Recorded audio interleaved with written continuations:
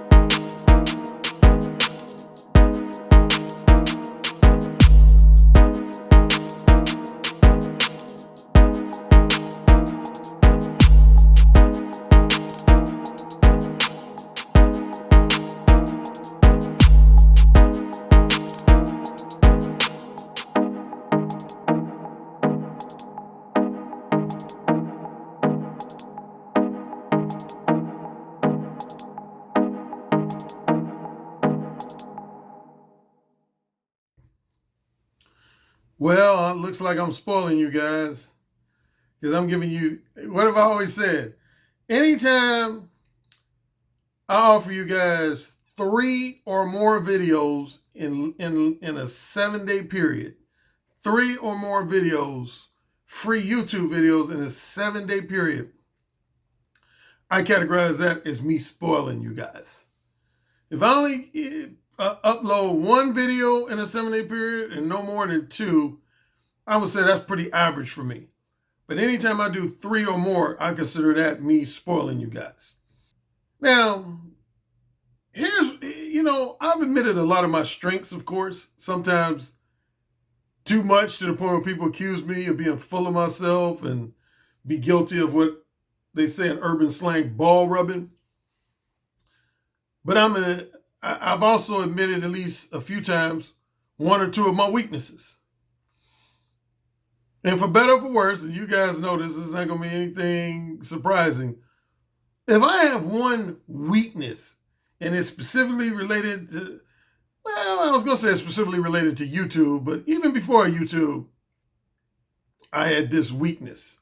And I admitted this weakness in one of my, I think my second, third, or fourth video I ever did when I came to YouTube in April 2017.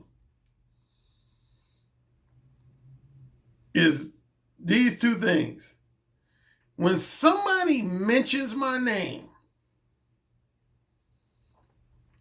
and says something that's a blatant distortion of the truth, either about me personally or about the contents of my books, I just feel compelled to respond, for better or for worse. Like I've had some people suggest me, Alan, you need to just learn to ignore that stuff. But when people say it, I don't necessarily. Now, if somebody gets on a live stream or a podcast and just says something like, Alan's an asshole or Alan's a jerk or whatever, just some kind of, name calling, I'd say, 75 to 90% of the time, I can resist that. But when somebody says something about me and or my books and or my profession that's a blatant distortion of the truth, that's full of like exaggerations or embellishments, I'm going to feel likely to respond. When somebody says something that's just inconsistent, contradictory, or hypocritical about something that's directly or indirectly related to me, I'm going to feel compelled to respond. Anyway, getting to the point, there's been a black male personality, surprise, surprise. I can't remember the last time I've had to respond to something that a white male YouTube personality said about me, or an Asian male personality said about me, or a Hispanic male personality said about me. But yet there's brothers on YouTube that always got something to say about Alan Roger Currie. Always got something to say about Alan Roger Currie. And here's the most recent one. Now, here's what's interesting about this particular brother who just recently keeps my name in his mouth. That brother used to be a Patreon subscriber of mine. Used to to be a Patreon subscriber of mine. I didn't even, believe it or not, I didn't even know it. Somebody actually told me. I probably knew it at the time, but I forgot. But somebody just reminded me of this a few days ago. They said, Alan, you know so-and-so who's going after you right now on his YouTube channel? He actually used to be a Patreon subscriber of yours. I said, really? At first I was like, no, he wasn't. They said, yes, he was. Sure enough, I looked it up. In fall of 2017, which was fairly a while ago, you know, you're talking about 2.5 years ago.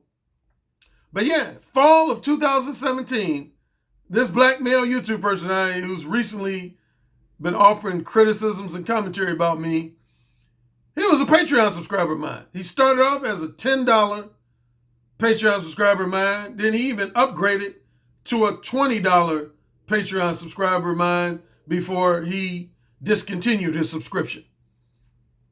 So yeah, what that tells me is that at one point, he was fond of me.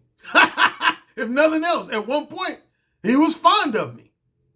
So you need to keep that in mind as I continue this video. He's not just a flat-out hater, because if he was a flat-out hater, he would have never became a subscriber of mine.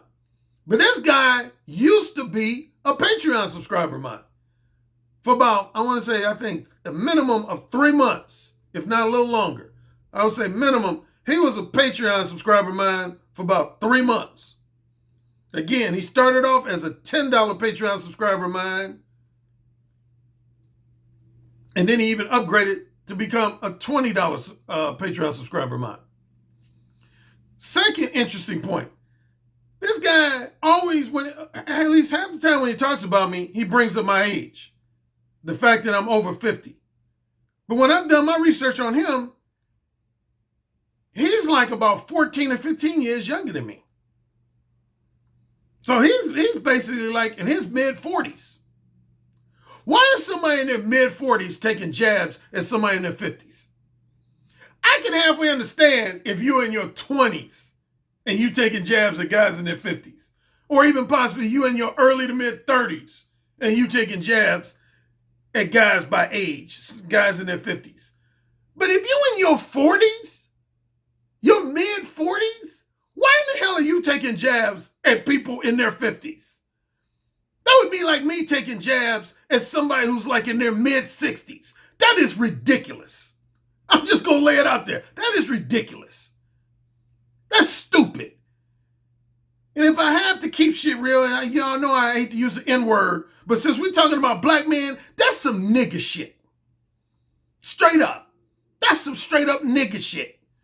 A guy who's 45, 46, 47, taking jabs at me who's 57.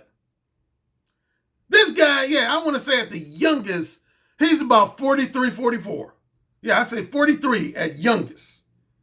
He's somewhere between 43, I think somewhere between 43 and 46. I don't know the exact age, but I know he's in his 40s.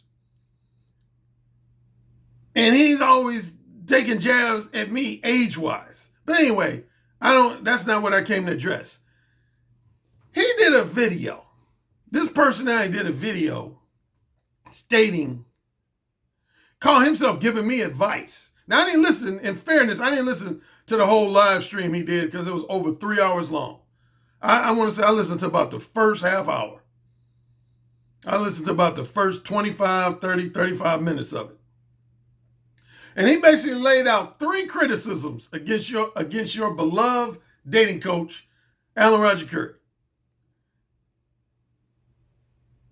He laid out primarily 3 criticisms against me. Criticism number 1.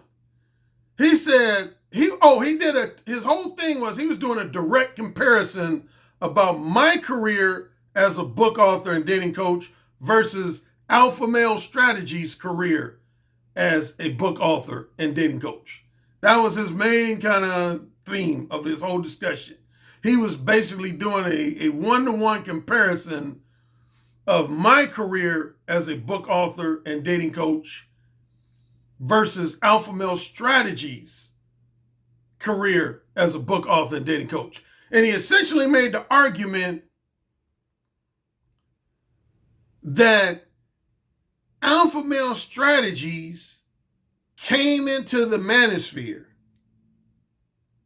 and just snatched away Alan Roger Currie's market share and client base.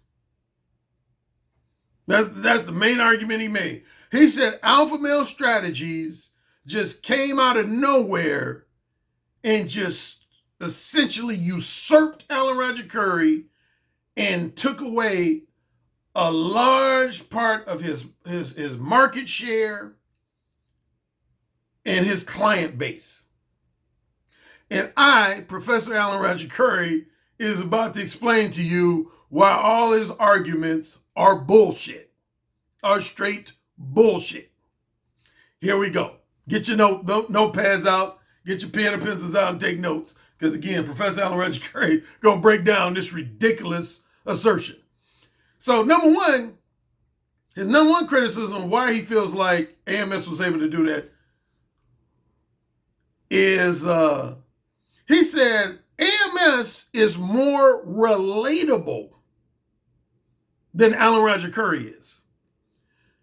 He said alpha male strategies as a man, and more specifically as a black man, is more relatable than Alan Roger Currie is. Particularly among black men. Like he basically, I don't remember all his exact words, but essentially he said, and if you remember, this is how me and Mumia Obsidian Ali first crossed paths with each other. I've mentioned this a few times. Back in 2015. That's actually was Mumia Obsidian Ali's first criticism of me. Back all the way back in like August or September of 2015. He basically did a podcast where he said, he kind of gave me a complicism. Combination of a compliment and criticism. In one breath, he said, Alan Roger Currie, he said, I've read his books and I've read his Examiner articles when I used to write for the Examiner. He said, Alan Roger Currie has some good advice. He basically was like, I would never say he doesn't have any good advice. But he said, my one criticism of him is that he comes from such a background. Like he's college educated. Both his parents are college educated. He's a very handsome guy. Mumia Obsidian Ali likes to call people conspicuously handsome. He said he's conspicuously I'm fucking up that word, conspicuously handsome. And he said, basically gave me props on my smooth verbal seduction skills. And he said the combination of all those things combined makes me unrelatable, because he was like, the average guy, and particularly the average black guy, is not necessarily college educated.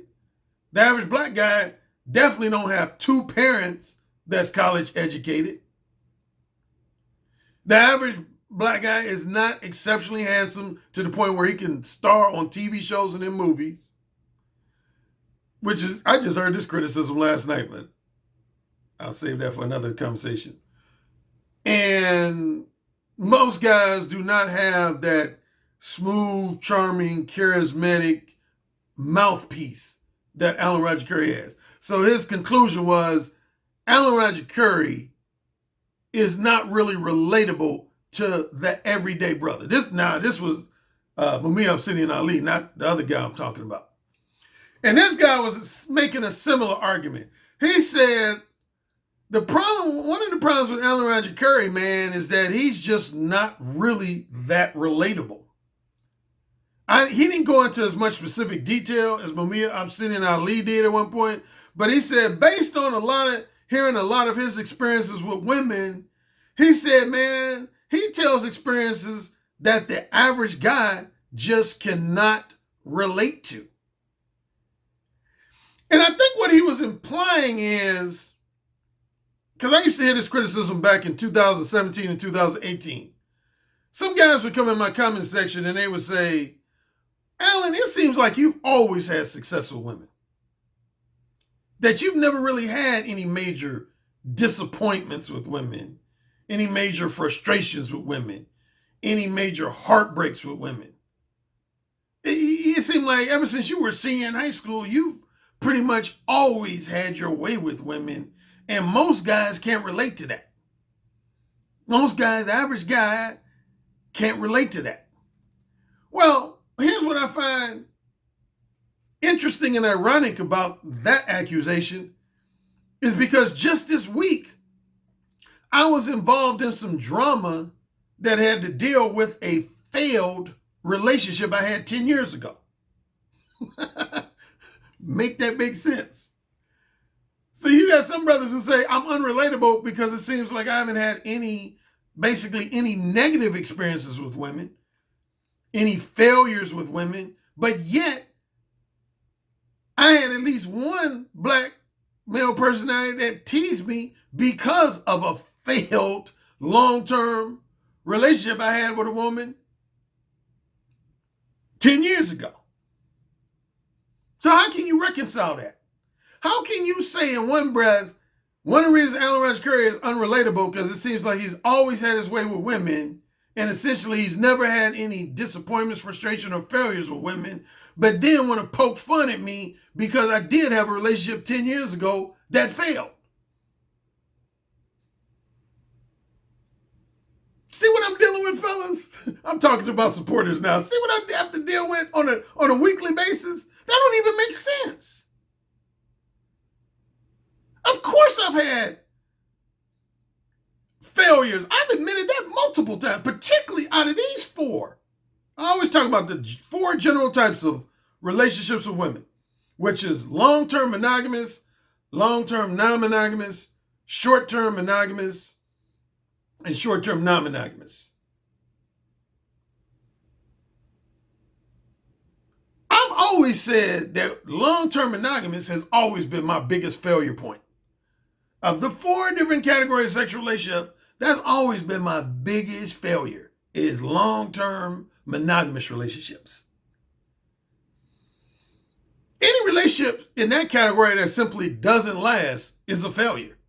I don't care if it lasted 6 months, if it lasted a year, if it lasted a year and a half, if it lasted 2 years, if it lasted 5 years, if it lasted 10 years. If it ended, it was a failure. And I've always acknowledged that. Of those four on the flip side, the number one area I would say I've had the most success with women is when it's come to short-term non-monogamous. Yeah, if I would rank the four categories in order of my level of success down to my level of failure, most successful of the four categories would be short-term non-monogamous interactions with women. Second most successful for me has been long-term non-monogamous. Third has been short-term monogamous. And the least success I've experienced has been long-term monogamous. But anyway, so going back to the unrelatability, what's relatable about alpha male strategies? And I don't want to disparage because he's not attacking me himself, so I don't really want to disparage alpha male strategies per se. But I just got to ask, what's so relatable about alpha male strategies? Number one, I don't even know his real name. So for a brother like me, that's automatically unreal. I can't relate to guys who don't use their real name. I've said that a dozen times before. I can't relate to guys who don't. Because see, one of the things that my book, Mode 1, is all about is authenticity. Authenticity. Part of being an authentic human being is being transparent about who you are. Who you really are. I use my birth certificate name. I don't use no nickname. I don't use no pseudonym. None of that shit. For me, there's no such thing as name doxing. A lot of people, that's no one justification. People say, well, I don't use my real name because I don't want to be doxed. Now, I can understand people not wanting their home phone number put out there if they don't want it out there. Their mobile number put out there if they don't want it out there. Their home address. So, and when it comes to things like numbers, social security numbers, where you live. That's where I understand doxing. I'm totally understanding of doxing. But if there's at least one aspect of the whole doxing argument that I'm not with, is your real fucking name. You will never be able to convince me that you are a real dude, an authentic man, if you're not using your real name. That's Alan Roger Currie. I'm not speaking for anybody else other than me. For me, I cannot relate to a person that's not authentic enough to use their real name. So if you're going to tell me that Alpha Male Strategist is more relatable than me, and I don't know where he went to high school, I don't know where he grew up, this nigga could have been a convict for all I know. He could have used to harass little kids for all I know. What do you know about him? What do you know about him? Other than he could just be creating a fictional character for the internet to consume. You don't know nothing about him. So how you gonna say he's more relatable than me? That's a weak, if not flat out invalid argument. Maybe in the eyes of you guys might look at him as relatable. I ain't gonna challenge what you got. I'm telling you, for me, for a guy like me, he ain't relatable to me. As far as I know, he ain't got no college degree. So he ain't relatable to me. Most of the guys I relate with and deal with in my real life, they got college degrees. I'm not putting down guys who don't have college degrees, but I'm just telling you the vast majority of men, and particularly black men that I interact with socially for most of my adult life, are guys who are college educated. I have a small percentage of friends that attended college, but they didn't finish. But I have very few, if any, friends, close friends, that never even went to college. Yeah, almost all of my friends, and again, particularly my black friends, either went to college and graduated, or at minimum, if they didn't graduate, they attended college for, a year, 2 years, 3 years, but they just didn't finish. But, so again, if you're talking about relatability, I would have to say in a nutshell, you got to speak for yourself. You got to speak for yourself. You can't express that opinion as a fact. That's an error. And see, that's one of my biggest pet peeves on YouTube is when people express opinions. Now, if this black man on YouTube personality said, in my opinion, for me, I can relate to Alpha Male Strategy more than I can Alan Roger Currie, then I have no argument. That's where I would have no argument. If he was speaking solely for himself, then I have no argument. But if he said it like he's speaking for a lot of people, like he's said it like it's a fact, like Alpha Male Strategies is more relatable than Alan Roger Currie, I guarantee you, I'd put money on this. If you were to ask my friends and acquaintances, guys I went to high school with, guys I went to college with, and guys I just know in real life, who is the more relatable between the two? I would put a $10,000 bet that all of them are going to say, I can relate to Alpha Male Strategies. I guarantee you they would. I guarantee you. I'll put my money behind that. They would be like, who is this nigga? Matter of fact, I've already had guys. I mentioned it on one video. I remember I got a buddy of mine, a frat brother of mine. He lives in LA. And I mentioned this, it was real briefly on one of my videos. Because he just kind of got into YouTube and followed me on YouTube. And he started watching my videos just last year, around April. He started watching a lot of my videos around March or April last year. So he got caught up with all these people. And he was basically like, because he works in the entertainment industry. He wrote me, man. He was basically like, Alan, who are these niggas you arguing with, man? He was like, I don't know none of these niggas. And he basically went on to say, like, I can't even relate to these dudes you beefing with, man, because they not known in the real world. They known in the YouTube world, but he's like out here in the real world. He was like, dude, these dudes are unknown. Nobody knows who they are. Like, he was like, you, Alan, man, people know you beyond YouTube. Like, there's people out here in Hollywood, in the entertainment industry, who know who you are. But he was like, these dudes you be beefing with, man, nobody I talk to knows who these guys are. So again, how you going to say that alpha male strategy is more relatable than me? And if you're going to talk about things unrelatable, like the same way Obsidian said, because of my handsome looks, I'm more of an outlier than representative of the average.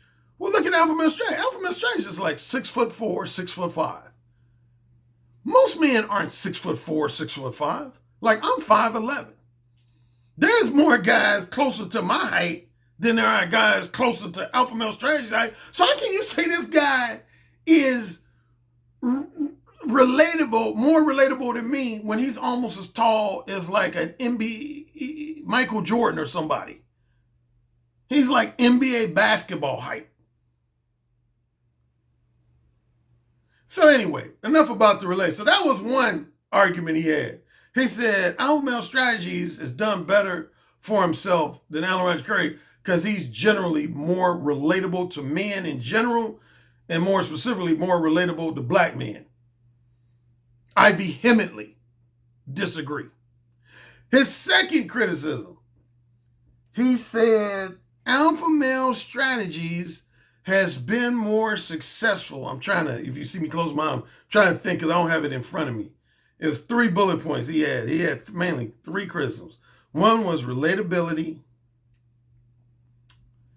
Now I'm drawing a blank. Relatability. Oh, okay, second one.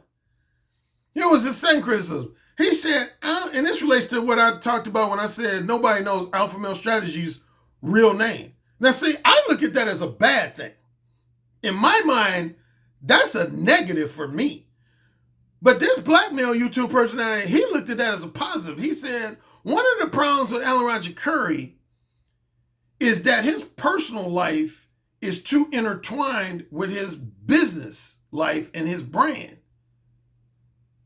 He said, whereas alpha male strategies, man, he keeps his business and his brand separate from his personal life. You don't really know that much about him. You don't know where he went to high school.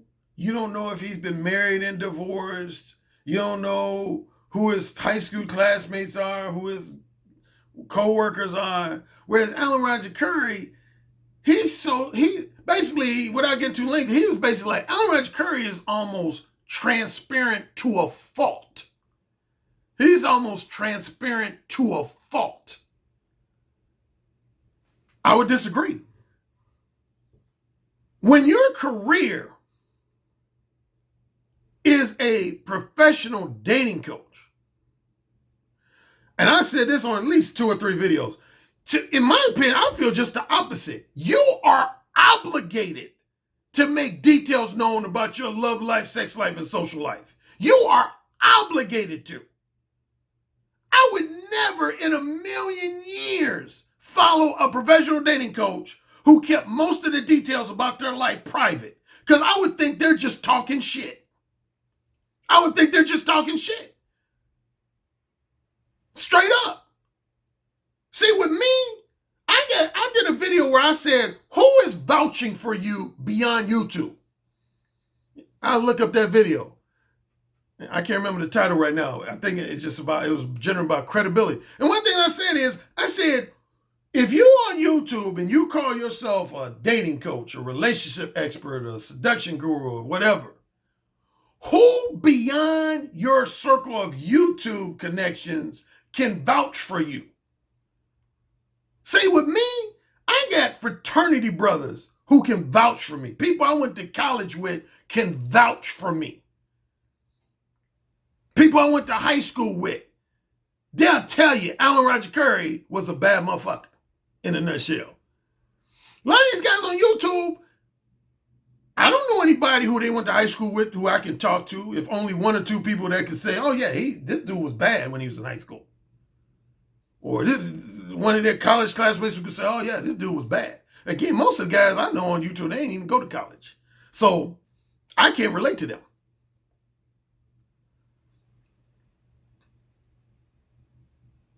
See, you got to understand, even though my book in general was written for all men of all backgrounds, if you're really read my book, and particularly my original version, more so than my updated versions, I kind of make it clear in one chapter that my main demographic who I was talking to were college-educated, middle-class men. I wasn't excluding other men, but the number one demographic that I wrote my original Mo 1 book for was college-educated, middle-class men. That was my number one demographic when I first wrote my 1999 version of Mo 1 and also my 2006 version of Mo 1. Again, I didn't exclude guys who didn't go to college from absorbing my knowledge, wisdom, and insight. But the main people I was predominantly, like, if I had to go back to the infamous, what I call the 3 pimp story, where it was these 3 pimps who was first hating on me, but then they read my book and they ended up giving me props. And that was one of the things they said. They was like, on the slightly critical end, they was like, some of the stuff that Alan Roger Currie talks about in Mo 1, I already knew. Because he incorporates a lot of elements of what we pimps call street game. So some of the stuff he's talking about, we already knew. So that was kind of their one mild criticism. But on the complimentary end, these 3 pimps said, but the one thing we got to get this Alan Roger Currie dude is the way he breaks shit down. They said he breaks the game down like a college professor.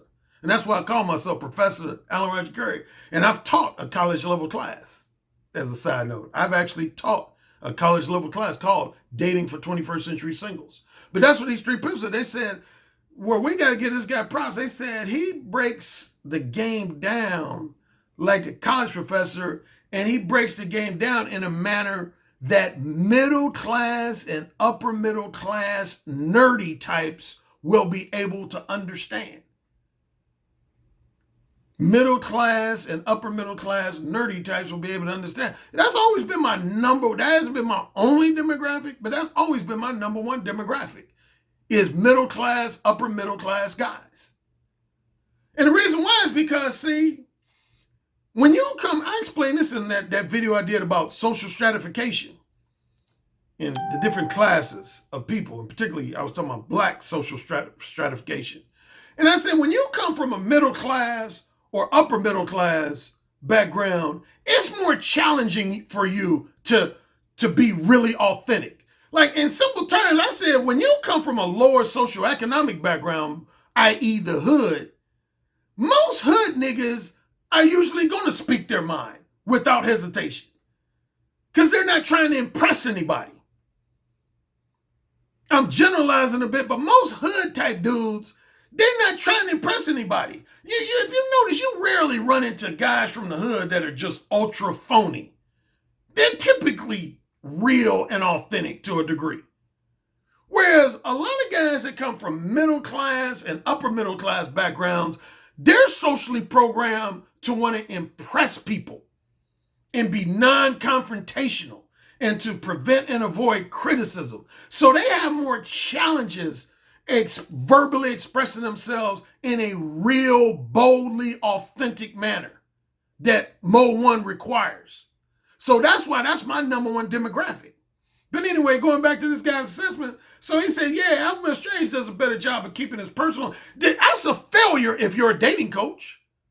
That's a failure. I'm just telling it to you real. That's a failure. That's not a win in my book. Maybe in your book, but for me, if your job is a dating coach and you don't have any details about your past love life, sex life, social life, people don't know who you've interacted with, that's a fail. That's an L. And then the final one, and here's the biggest one that amused me. The third and final of the 3 criticisms, he said, ARC has to understand, man, alpha male strategies didn't come onto the scene until like the end of 2017, beginning of 2018. And in that roughly 2-year period, he has usurped Alan Roger Currie in terms of popularity And no, wait, before I get to that one, because that's the big juicy one, there was one more kind of sub criticism he had. He said Alan Roger Currie didn't do a good job of protecting his intellectual property, and that's why he has so many copycats. That is false. That's false. Like, he tried to suggest that I don't have enough copyrights as I should have, and I don't have enough trademarks as I should have. That's false. I'll tell you that right now. Trust me on that. That's false. All of my books are copyrighted. So I don't know why he's trying to suggest that the number one way you protect literary works, like books, is with copyrights. All of my books are copyrighted. So I don't know where he's coming from talking about I didn't protect my books with the necessary, my intellectual property with the necessary copyrights and trademarks. That's false. All of number one, as far as copyrights, all of my books are copyrighted. As far as trademarks, as I mentioned before, that applies to things like your logo, your business-related slogans, business-related catchphrases, really unique terminology you have, or methods or processes you have. That's trademarks. So when it comes to just general literary content, then the main thing, how you protect yourself, is with copyrights. When it comes to slogans, catchphrases, logos, and anything related to those three things, then you apply for trademarks. I am well protected, brother. I don't know where you got that from, bro. I just mentioned on a recent video. Matter of fact, one of my most recent trademarks that it took me actually a year and a half to accomplish. You notice now, if you look at the beginning of this video, you'll see it says Direct Approach Dating Coaching. Then it has a little R in a circle, which means registered trademark. I just recently got that. I applied for that trademark back in summer of 2018. Summer of 2018, and they just successfully awarded that to me about roughly a month ago. What that means is that no other dating coach can use that phrase without me being able to take them to court. If any other dating coach was to use that phrase, direct approach dating coaching, or it really simply direct approach dating, period. You could drop the word coaching, direct approach dating. I have grounds to sue them in trademark court because I own that trademark. I own that. Direct approach dating and direct approach dating coaching. Another trademark I own is the Mode 1 approach and the Mode 1 approach coaching. That's a trademark I own. The 4 modes of verbal communication is a trademark I own. My eyes, the logo with my eyes on it. I own that logo. So I don't know where this black male person was talking about Alan ARC did not protect himself with the necessary copyrights and trademarks. That is very false. Very false. Finally, he said over the last 2 years, Alpha Male Strategist has usurped me and essentially stolen my market share and my client base. Once again, I present to the jury, that is false. That is false. There's that old saying that most people know, numbers don't lie. Words many times can lie, but numbers don't lie. Here's when you would know that Alpha Male Strategy took my market share and took my client base. Let's say when Alpha Male Strategies first jumped on the scene, which was roughly around, let's say, January of 2018, no later than February of 2018.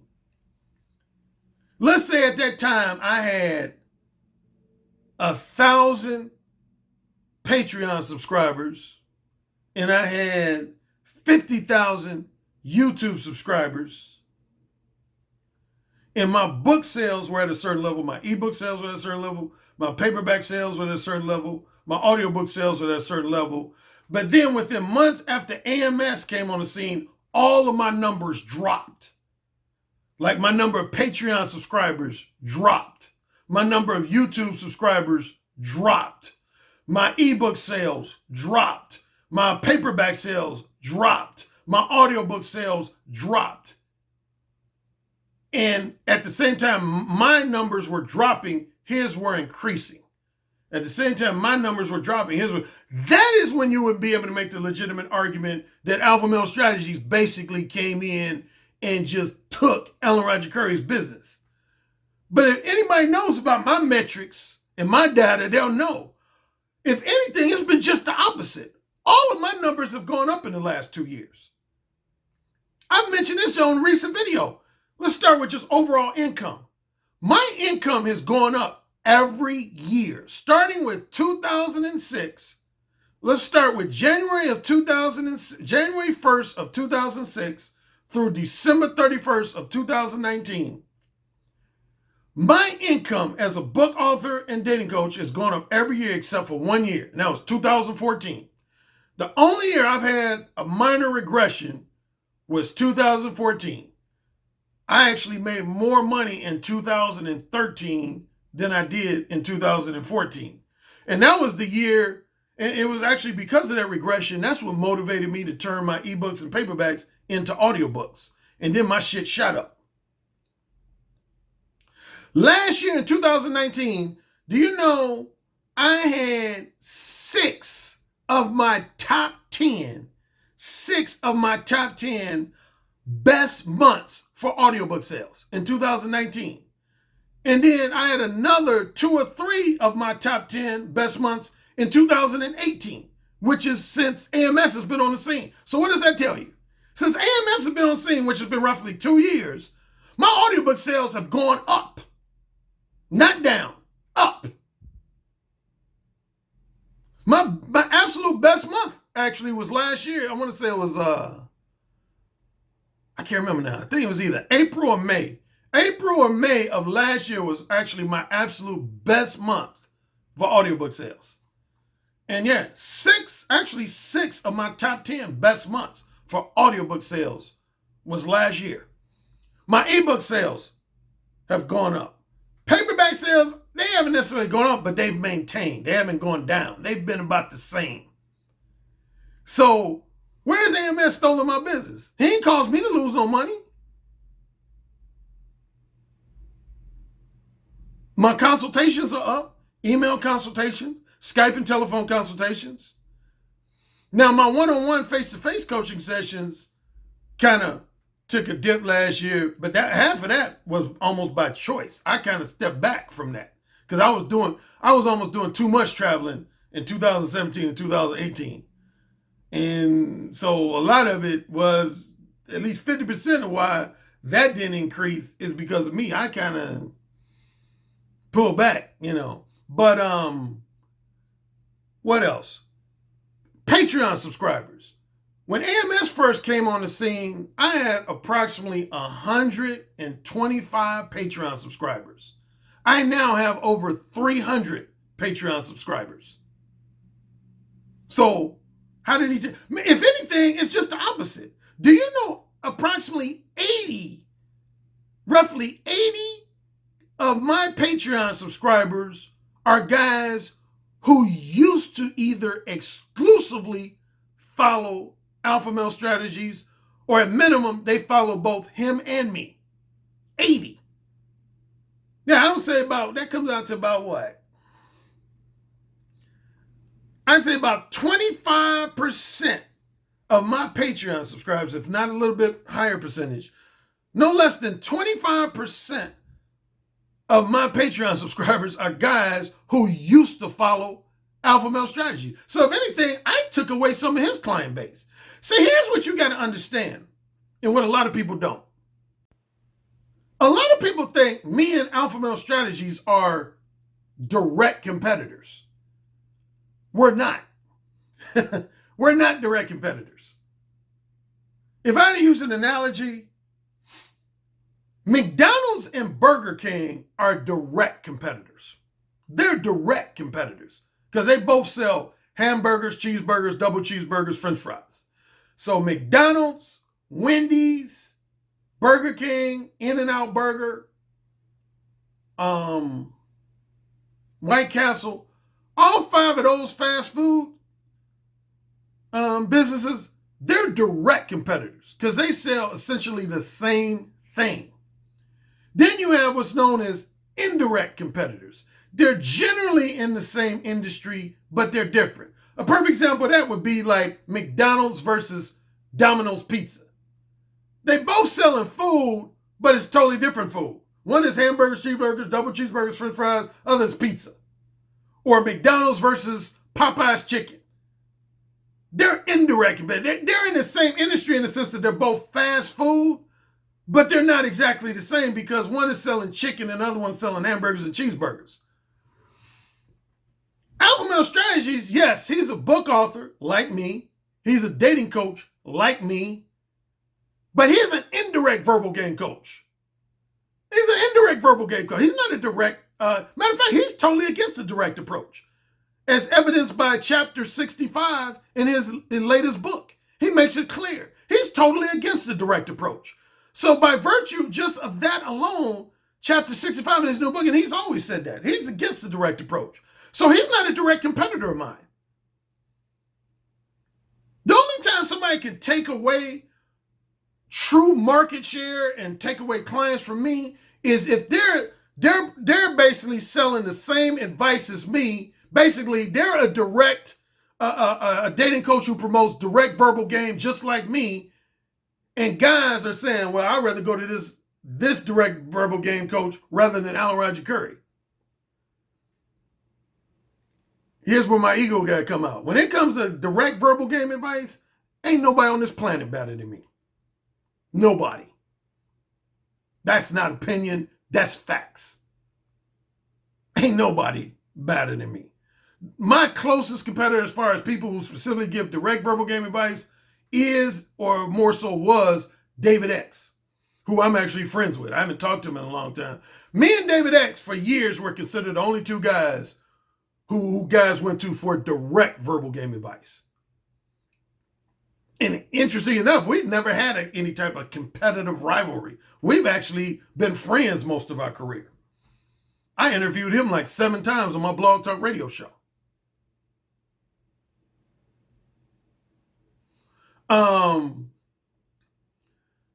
So yeah, Alpha Male Strategies, man, he's an indirect verbal game. And speaking of David X said this back in 2010. He said, in so many words, I don't remember exact words, but essentially he said, P-Ways and dating coaches who promote indirect verbal game are always going to have a larger following and make more money than dating coaches who promote direct verbal game. And the reason why is because when you use indirect verbal game, you're not putting your ego on the line. You're not putting your ego on the line like you do when you use direct verbal game. You're not putting your ego on the line. It is much easier egotistically to execute indirect game than it is to execute direct game. It is much easier on a man's ego and his overall self-esteem to execute indirect game rather than direct game. But say you're wrong. My YouTube subscribers are going, even though I don't really care about that metric, but my YouTube subscribers have gone up in the last 2 years since AMS has been. All my important numbers have gone up in the last 2 years, which is the period that AMS has been on the scene, not down. All my numbers have either at maximum gone up or at minimum have stayed the same. I can't think of any income-related metric of mine that has gone down where I've suffered a major decline. Like, again, it'd be different if I had 1,000 Patreon subscribers and then when AMS came along, my subscribers went down to like 300 and you could say I lost 700, but that hasn't been the case. So to this black male YouTube personality, he don't know what he's talking about. He don't know what he's talking about. So to do a recap of his 3 or 4 accusations against me. Point number 1, this black male YouTube personality said that Alpha Male Strategies was more relatable to most men, and particularly most black men, than I am. I'm not going to go as far as to say that's an invalid assessment, but it's a highly subjective one. It's a highly subjective one. I guarantee you that I am more relatable to guys who come from a middle class, upper middle class, college educated background than Alpha Male Strategies is. I guarantee you. I literally would put money on that. I guarantee you, if you were to survey guys who come from a middle class, upper middle class background and who are college educated, I guarantee you the vast majority of them would find me more relatable than Alpha Male Strategy. So at minimum, that assessment is highly subjective. In other words, it depends on who you ask. The second accusation about Alpha Male Strategies does a good job keeping his business life and his brand separate from the details of his personal life. In my opinion, that's a fail more than it is a win, particularly when you're a dating coach. That's a fail. That's a fail in my mind. That's a fail. Third kind of sub-criticism. The guy said that Alan Roger Currie has not done a good job acquiring the necessary copyright protection and trademark protection for his intellectual property. That is 1,000% false. That's 1,000% false. And finally, the accusation that, or assessment that Alpha Male Strategies over approximately the last 2 years has stolen my market share and my client base. No, he hasn't.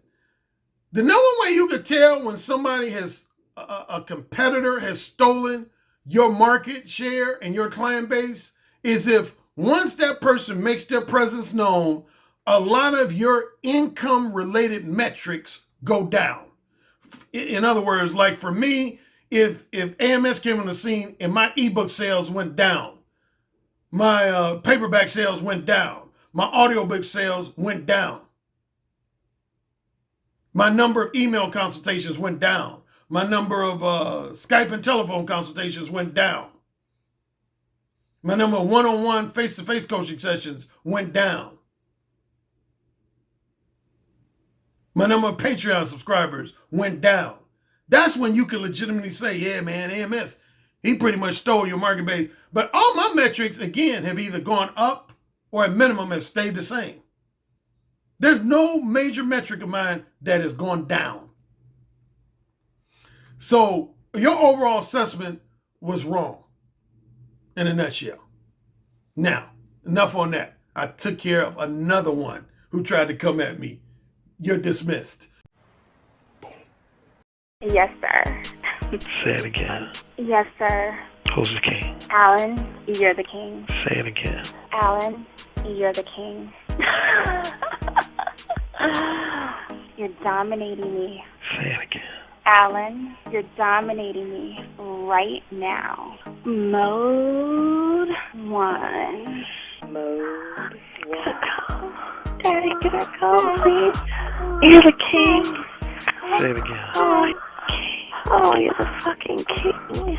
Yes.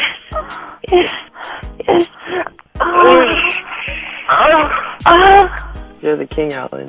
AKA the king of verbal seduction. You know, it's the tone of your voice, how seductive your intonations are, the vibrations that you could just reach out over the phone lines and stroke a woman's breast just by the sound of your voice, how you could make her pussy so wet just by the sound of your voice. That's actually very hot. So you said my show was what? I said your show is powerful. Oh, say it again. Your show is powerful. I bet the king would fuck me really good. Oh, yeah. Who's the king? Alan Roger Currie. Oh, yeah. Who's the king? Alan Roger Currie. The king. The king. The king. I have to agree with you on the communication piece, because I actually did take a session with Alan Roger Currie, and he gave me a line that I did not think was going to work, and it worked. And I was like, what the fuck?